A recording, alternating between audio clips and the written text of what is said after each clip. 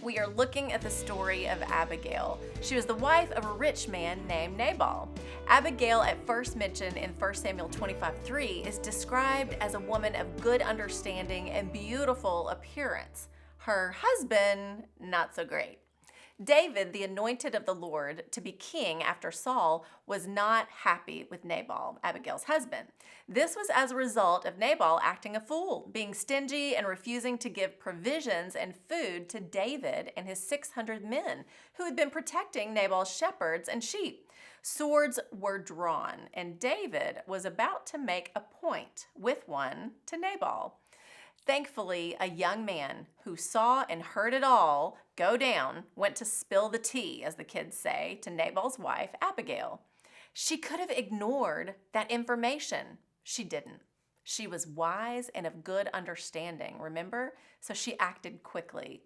Without telling her husband, she made a massive care package for David and went out to meet him herself. She threw herself at his mercy and fell on the ground, pleading for her husband's life and begging for forgiveness. At one point, she says, "Please let me speak in your ears and hear my words."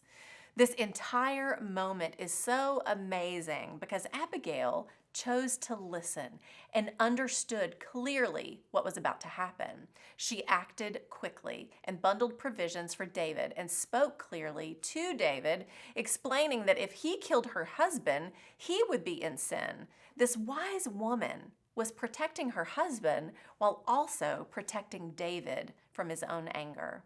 You've got to go read 1 Samuel 25. It's crazy good. This woman's quick and wise response to the knowledge she had was used by God to not only keep everyone from being killed by David, but also reminded David that God was protecting him as well. 1 Samuel 25:32.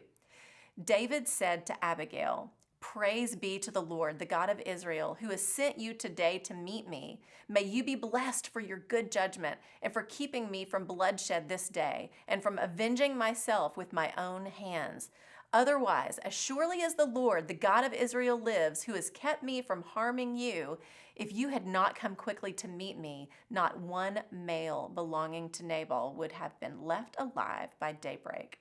Then David accepted from her hand what she had brought him and said, "Go home in peace. I have heard your words and granted your request." Abigail was wise with the knowledge she had, and she pursued peace and did what was right in God's eyes. Her life, as a result, was blessed.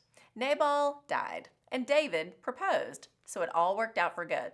That's what happens when we listen to understand wisdom and not act on our anger. That's the truth.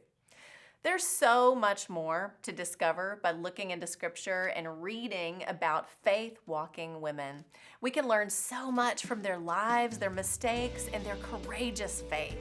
If you missed any of this month's broadcast, you can find them and more at lifeword.org. I'm Lori Klein.